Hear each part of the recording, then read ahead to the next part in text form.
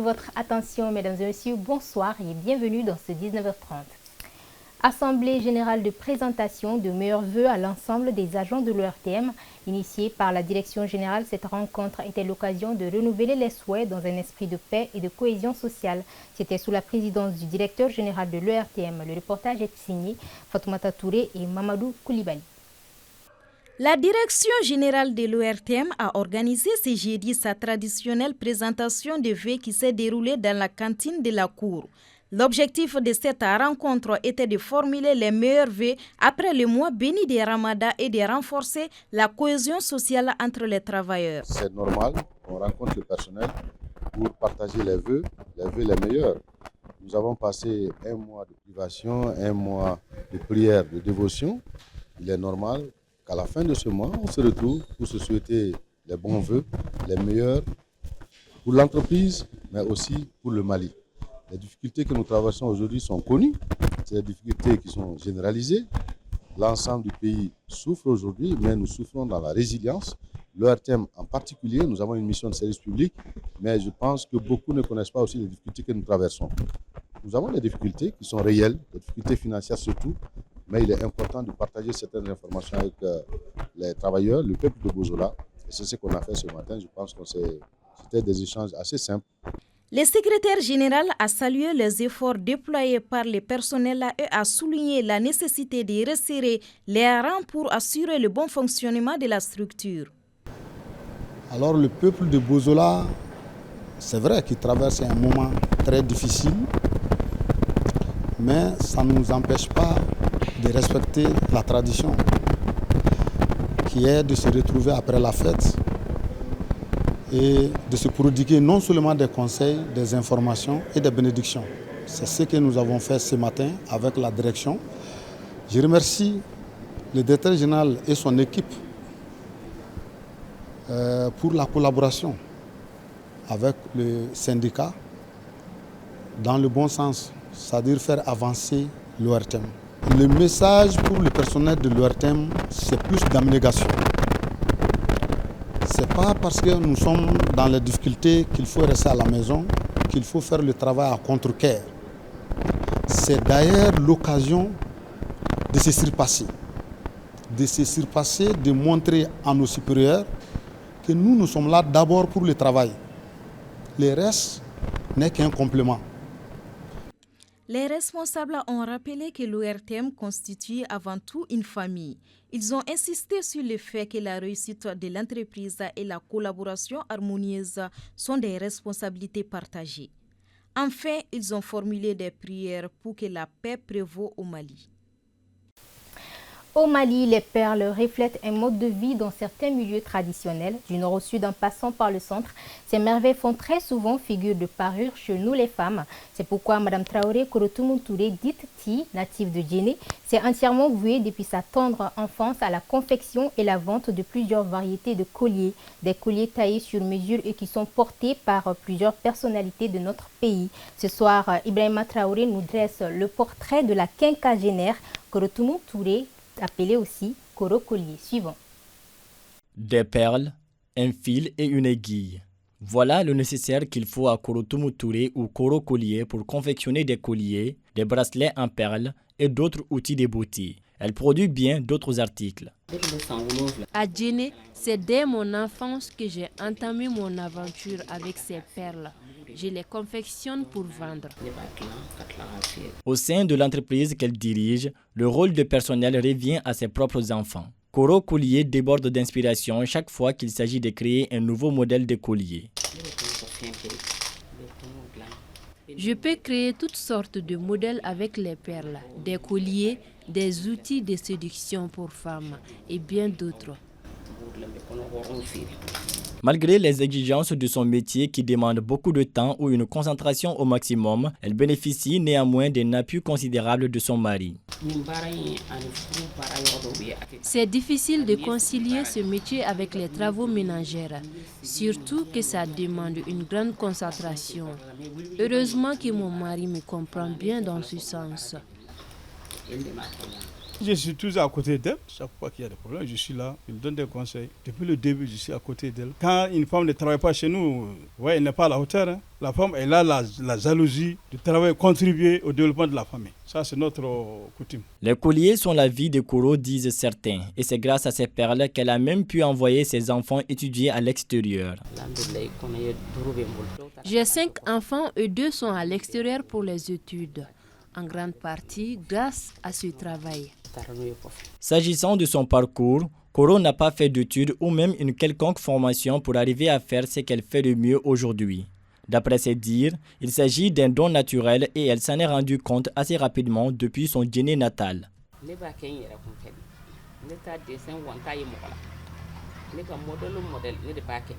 Je crée de moi-même toutes mes réalisations.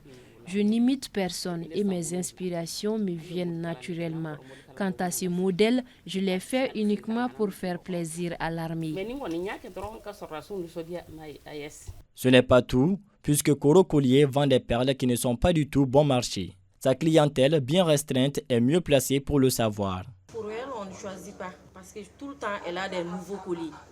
À chaque fois que tu as besoin d'elle, elle est à ta disposition. Ces produits, c'est des qualités. Nous, on ne part pas au marché. C'est elle qui nous vend les trucs là. C'est des qualités vraiment. Ça fait 8 ans. Moi, j'achète le collier avec elle. J'ai aimé, vraiment, elle est gentille. Chaque fois, on prend des crédits, elle ne nous dérange pas, on paie comme on veut. Donc, chaque fois, moi, je prends les colliers, plus de 10 modèles différents. Souvent, je prends pour aller vendre à mes cousines aussi.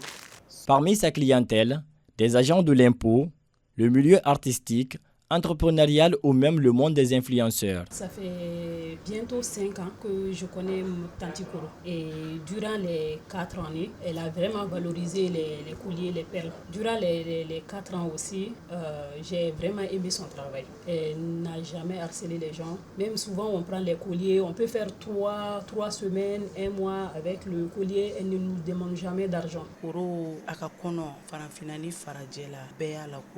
Les colliers de Koro sont parmi les meilleurs dans la sous-région grâce à son dévouement surtout.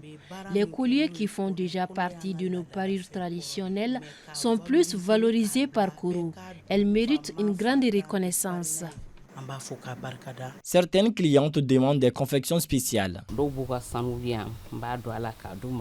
Pour la confection des colliers, certains clients m'amènent de l'or ou d'autres métaux de valeur. Ce cas est fréquent avec les artistes. Des fois, je cède les bijoux à crédit aux clients.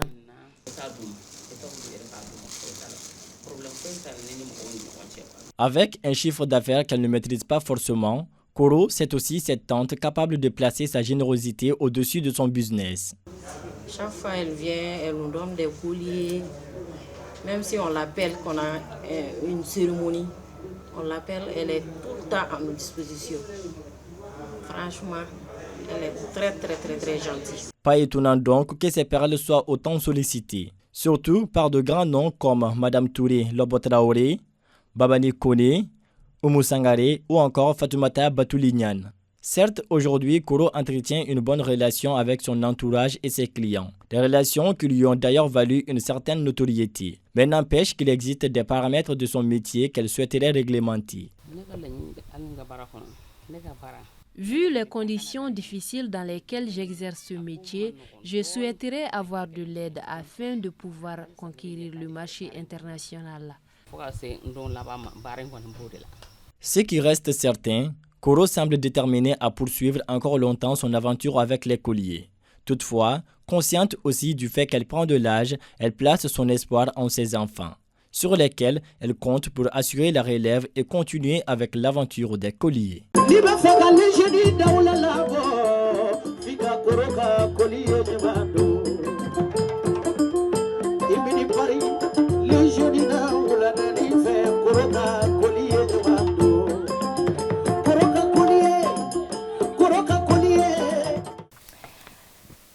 Vous le savez certainement, Digne Hatumagaku, deuxième vice-présidente du Conseil national de transition et militante infatigable pour les droits des personnes handicapées, nous a quittés le 1er avril dernier à Bamako des suites d'une courte maladie.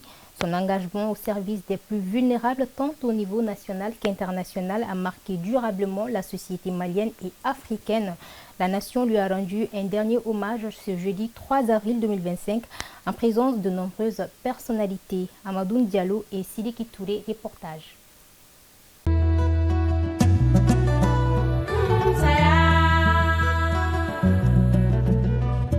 Djikine Hatouma Gakou, deuxième vice-présidente du Conseil national de transition et militante infatigable pour les droits des personnes handicapées au Mali et en Afrique, a été arrachée à notre affection le mardi 1er avril 2025 à Bamako des suites d'une courte maladie. La nation reconnaissante lui a rendu un dernier hommage.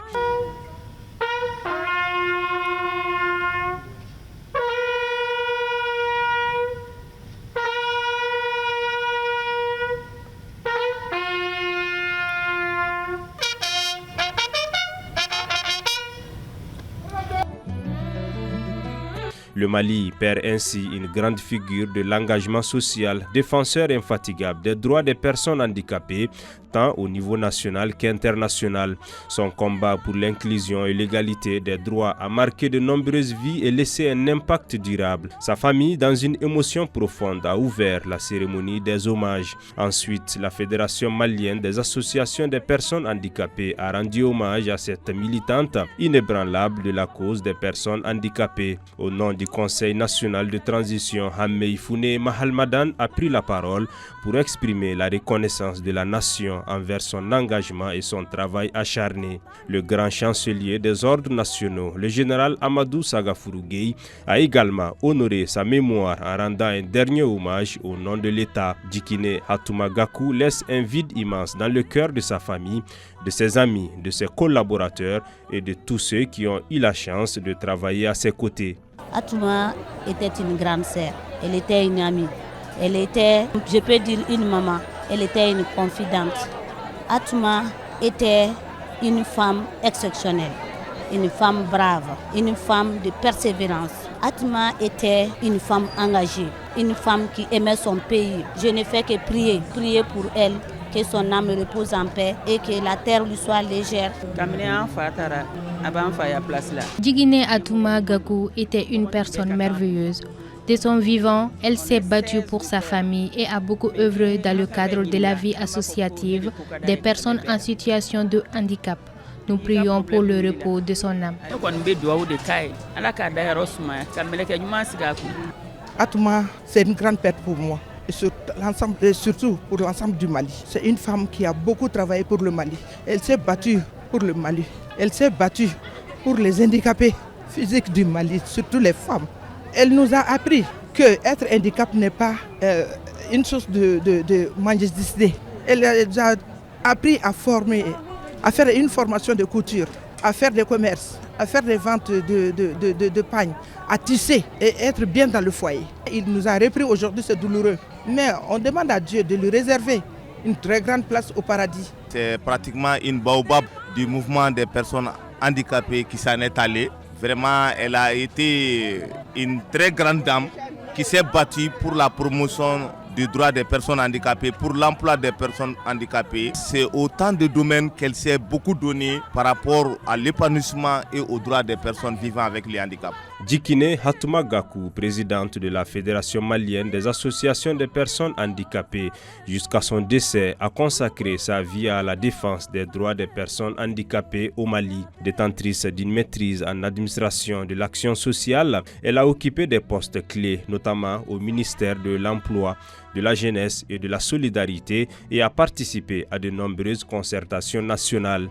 Engagée à l'échelle internationale, elle a été vice-présidente de la Fédération ouest-africaine des personnes handicapées et du réseau africain des femmes handicapées. Mariée et mère de 4 enfants, Djikine Hatouma Gakou, âgée de 67 ans, laisse derrière elle un héritage indélébile dans la lutte pour les droits des personnes handicapées et une famille inconsolable.